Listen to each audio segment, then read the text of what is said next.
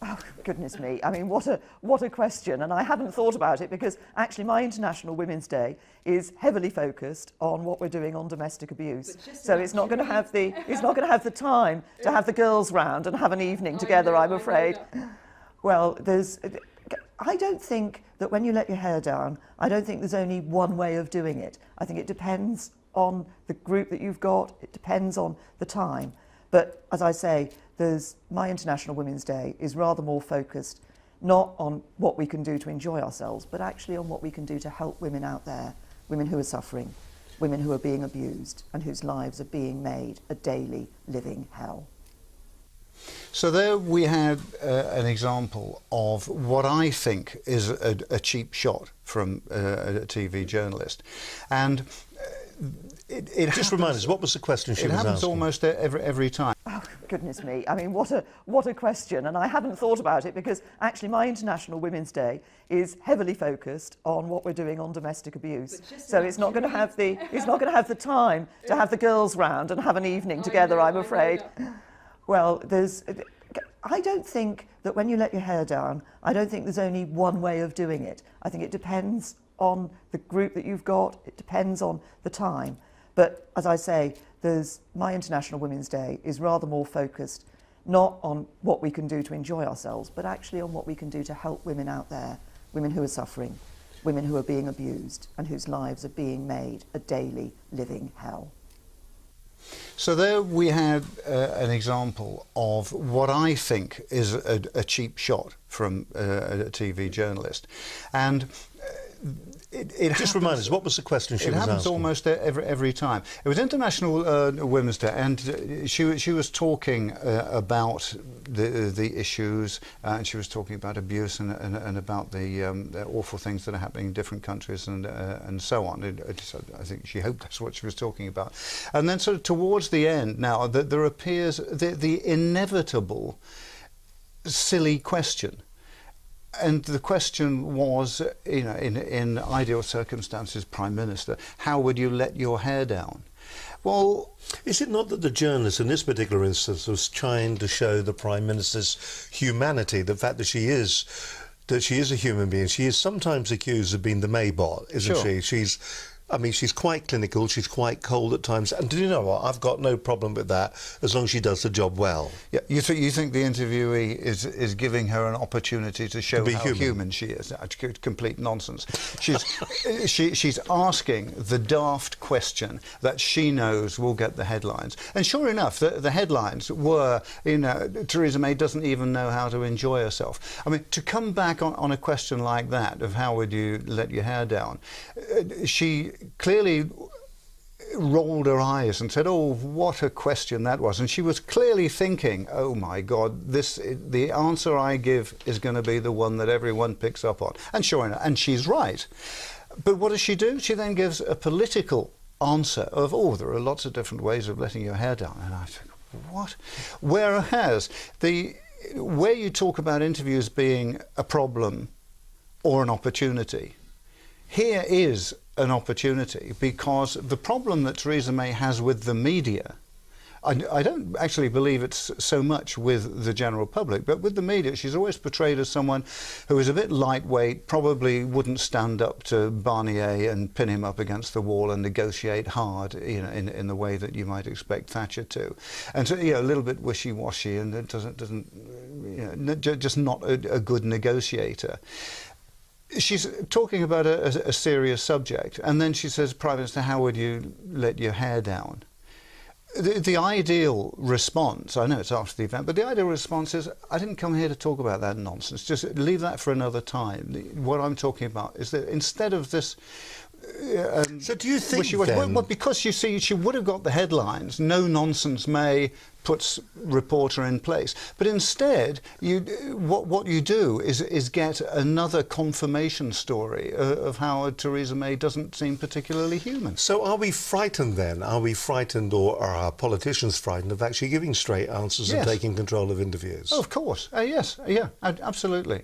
Yeah, they are, because they will do things that, by and large, business people, when being interviewed, shouldn't do.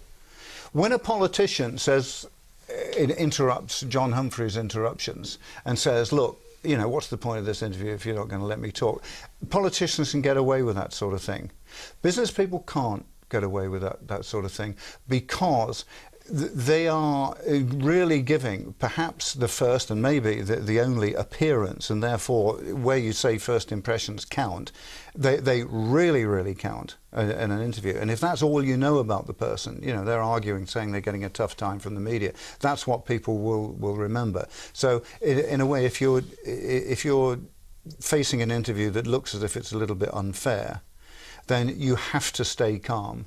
So what are the tricks then? So we've got staying calm, obviously. So what would be your recommendations to a business who maybe, for instance, an energy company's in the news at the moment, they're going to get interviewed. They're going to get interviewed really hard. Yeah. So what would be your recommendations to a CEO of a large multinational energy company on how to protect, A, his brand, and also to make certain that if the interview does get tough, he comes out of it unscathed? Well, it gets back to exactly what we were saying, of making sure you've got one or two key points. Presumably you know the sort of questions you're going to be asked. And it's no bad thing for a rehearsal either, and you know, in your office, because very often you go for an interview. It's not a lovely studio like this. I mean, you know, I've done interviews for national TV. I'm sure you. I mean, broom cupboards virtually, where there's just, you know, one little camera sort of there, and you're supposed to come across as reasonably human, and you're in a broom cupboard. So, you know, you don't know the situation that you'll necessarily be in. But do rehearse, get the message across. There's nothing wrong with repetition, and I think, funnily enough, getting back to Theresa May, that's where the election went, you know, a little awry. I mean, there's strong and stable government, you know, once it's mentioned 1 million times. Well, there's certainly nothing wrong with repetition, but not to that extent. So in a way, the May government is providing lots of lessons for people in interviewing. But if you know the message to get across, then do get it across. The other thing is, do not ever speculate, because that will come back and bite your bum. It will do. Policy making on the spot. Exactly. Yeah. Don't blame the media, because you will be toast by the time it's presented to someone, because, you know, instead of being presented on a platter, it will be presented, you know, on a bed of nails. So, you know, don't lie, stay calm, don't speculate, and don't blame the media for what's happening, but come across as, and this is really the all-encompassing must, as someone who is responsible. Doesn't really matter what the topic's about. You need to appear responsible, and appearance is all. I mean, there was some research done about 2 years ago of reaction to people appearing on TV in interviews, and it was something like 60% of people judged the result, i.e. what they thought after the interview, on the appearance of the person. So not the content? No, the content came down. The content was about 10%, and 20-odd% was the voice. You've got to be very careful, because this is a lesson as well, isn't it? Because when people stand up and you give statistics, that's the problem, is that you're saying these figures now, and somebody's Googling it to find out whether it's right or wrong. Oh, sure, they may well find out that it's wrong, but it's based on the fact that appearance is all. I mean, there was also research, you can Google this if you want, to say that over 50% of people who voted for Ronald Reagan in the American elections voted because they liked him and didn't actually agree with his policies. Now, that's interesting. Now, he's different because people knew him from films and so on. But in that case, it does show how appearance is all. So you have to appear, whatever the figures, whatever the research, Steve, you have to appear confident, and you have to appear responsible. If you don't know the answer to a question, then there is nothing wrong with saying, I'll find that out and get back to you. You know, nothing to do with me is not a great way of doing it. You know, running and hiding is not a great way of doing it. You know, okay, if it isn't your department, if it's absolutely nothing to do with you, then fine. I tell you what, we'll talk about some of the technical issues in just a few moments' time when that can go horribly wrong and what you should do to get out of that.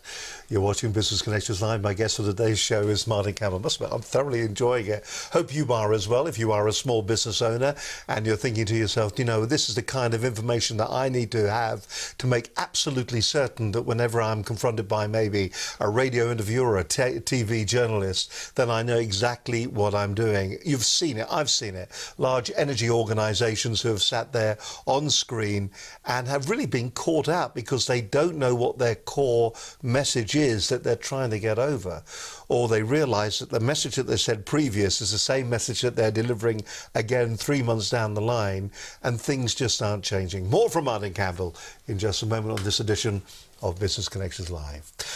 Every month, thousands of you are downloading the programme on iTunes. Thank you very much indeed for doing that. You're making it a great success there. We really do appreciate you downloading the programmes, but you can help us out, if you don't mind, thank you very much, by leaving a positive review about the programme. iTunes is probably the largest platform when it comes to delivering programmes post their broadcast. If you go to your iTunes account, you'll find our ratings and reviews tab sitting in there. This will be on your iTunes page. Click on that. That thing will bring you down to this here where it says write a review. Say, Martin Campbell, what an attractive, handsome man. Give him 5 stars. Great advice as well. And what will happen then is that that piece...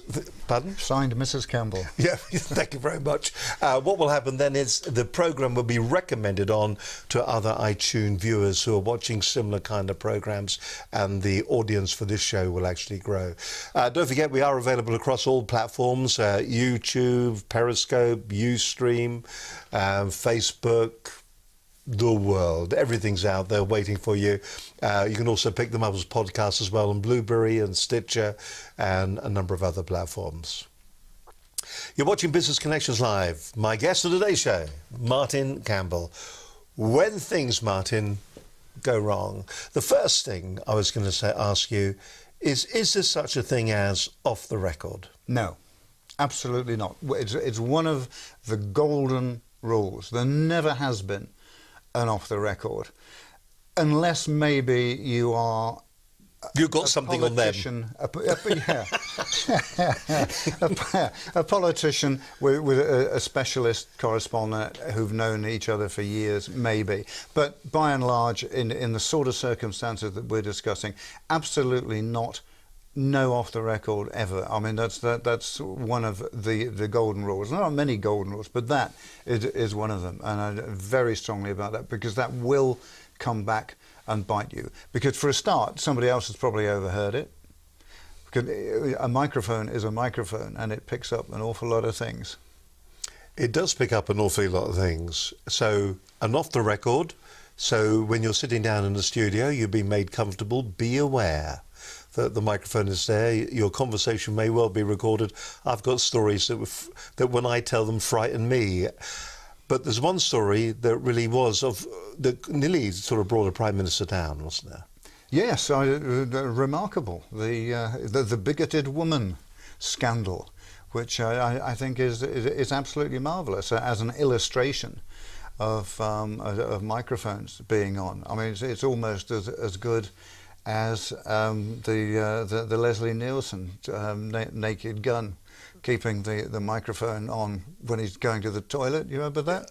But that's happened. The trouble is that is based on fact, and that's what's so awful about it. Yeah. Let me explain as well the way the concept works. If you see a media huddle and you've got maybe a politician who is out there, what tends to happen is that we all wear these little microphones here, these little lapel microphones, and they're either wired to the cameras or they are connected by small radio packs. Now, the thing is that you may have a number of different news organisations who are on the scene. You might have ITN, you might have Sky, you may well have the BBC. So instead of having 3 separate microphones, they will have a single microphone and everybody shares that particular feed. Now, in this particular instance, it was Gordon Brown, wasn't it? It was. And he had his microphone, it was on, and this is what happened.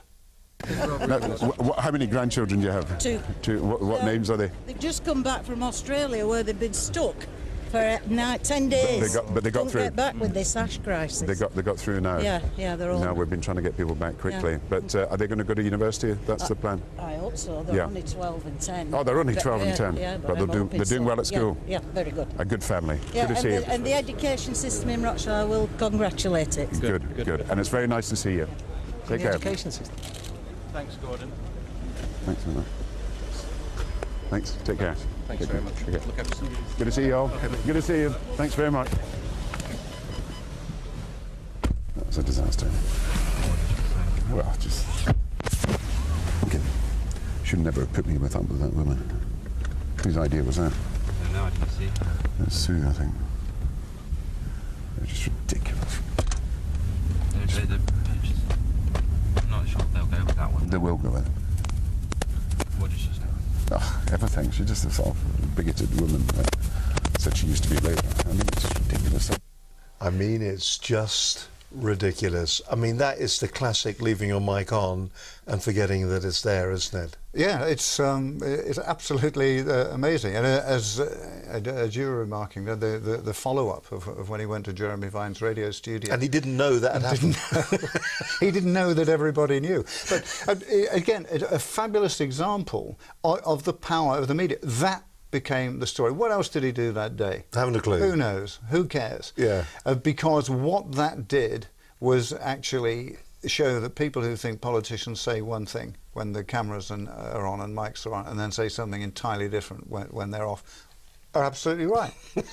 And so that was incredible. So it's yes, it's easy to forget that, but very often just to be in range of a microphone. You know, if you are being interviewed by someone and there's more than one person there, you know, you can be sure that what you're saying is going to be broadcast. And I mean, going on from that, how should he have handled that, do you think?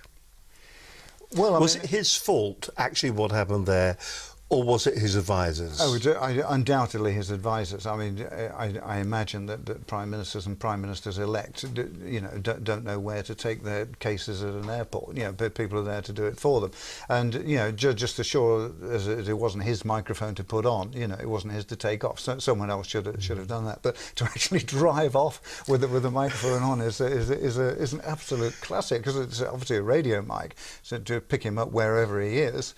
You know, it picks him up wherever he is. And I will put my hand up. I have done exactly the same thing. I have had a microphone on. I was talking to a colleague, and I think we worked our way through a particular broadcast organisation from senior management, as high as you could go, from the lowest to the highest. And I remember my colleague turning to me and saying, "You've still got your microphone on. It's not plugged in, is it?" And I remember reaching round the back and feeling it and going, "Oh, it is plugged in," and thankfully it didn't go anywhere. But that would have been the end of it for me. And it is the cold sweat. It's when you feel really hot, but you're freezing cold. Yeah, that's right. It's all out now. Listen, we've all made mistakes. I mean, as I said, I've been there, but I'm not the Prime Minister of the country. So also, the idea of microphones as well. Normally, if you're in a studio and it's going to be any length of interview rather than a quick shove a microphone under your nose interview, then you'll be asked to give level and so on. And again, don't say anything that you don't want to be broadcast, because someone... You're fair game. Well, yeah, because someone will pay for that. I mean, that even goes back to... there's a tape that circulated when Harold Wilson was Prime Minister of stuff that he'd said to one of the Dimblebys. He thought... Not exactly off the record, he didn't think he was making comments at all, but the microphones were running. When Ronald Reagan gave something for level and said, "I know, let's bomb Russia." Well, you know, to hear the American president say, "Let's bomb Russia," you know, in a very distinctive voice is fantastic. So, of course, that went everywhere, and people, again, forgot what on earth the interview was about. I know he's dead, but can we bring him back? Because what a fantastic gaffe to make. But, you know, be aware, if there is a microphone on, don't say anything. Say nothing unless you've been asked a question. You just got to be careful. Just got to be aware of that. Yes, yeah, yes. There's no need to, to be frightened to death. Far from it. But it is a formal situation that will be exploited by anybody if you do. I was going to say if you do mess around, and that is the other thing of while we're sort of talking about golden rules, is joking in an interview. There is a little man that appears on your shoulder when you're being interviewed who tells you to do daft things and come across as Mr. Nice Guy or whatever. You want to come across as what you thought you should come across. I want to come across as a responsible man who's in charge of this, knows what's going on, and I can tell them. You know, you don't have to come across as Father Christmas. And if you start telling jokes, then, I mean, even comedians have problems telling jokes these days because we just live in a culture of offence, and you know, social media will go viral. Don't joke. It will be a temptation to joke, particularly if you're getting on well in the interview and you're suddenly starting to feel a little bit relaxed to joke. But by and large now, you know, I don't know how you become a comedian, because it seems that every joke's going to offend somebody. So don't do it. Don't joke. You've done that very well during your career. You managed to keep jokes away. You know. Thank you very much. Now, moving smartly on, who does control the interview? Because it's interesting, the whole dynamic of it. I sit here, you're the person that's been interviewed, therefore, as an authority, I've given you the gravitas of your answers from the questions that I'm answering you or asking you. So who controls it? Is it me? Is it you? Yeah, or is it a joint act? It's you. And I don't think that people take kindly to seeing an interviewee try and take over the interview, because people know these days that a lot of interviews are almost set pieces. When I trained journalists, again, for the first time, you would tell people like politicians or businessmen, when you say, well, what does the media want from you? I would tell them, and I use this phrase, give them a sweetie, and they'll go away.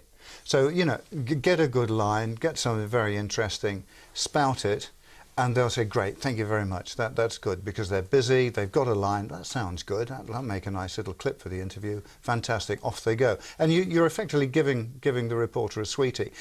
And then that turned into what was called a soundbite. And we now live in a soundbite culture. But I remember telling both businessmen and journalists, listen, when my mother knows what a soundbite is, the game's over. And sure enough, you know, not here now, but she knew what a soundbite was. And at that point, people know what's going on.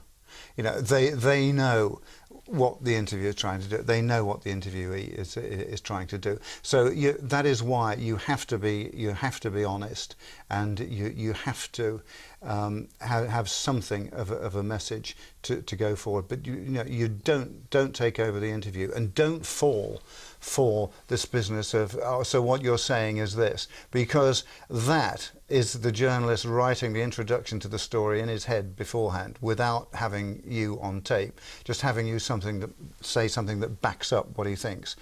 So you're saying, I heard it on Radio 4, I think it was this morning, a politician said, oh, so what you're saying is so-and-so. And the politician handled it very well, and it's a very good example to use. He said, what I'm saying is this. He didn't say, don't try and put words in my mouth. I didn't say that at all. That's pushing the interview off in another direction. You don't want to do that. If the reporter tries that, what you're saying is things. What I'm saying is this, blah blah blah, and then maybe that's the thing that he will use. But don't get into an argument, and don't take over the interview by saying, don't you put words in my mouth. You know, I'm the one here. If he's misunderstood, just say, or she's misunderstood, just say, what I'm saying is this. And it's, again, opportunity or problem. If someone is saying something that isn't quite accurate and you're bothered about it, then it's an opportunity to say, it's the clarity. Yeah, this is what the situation is.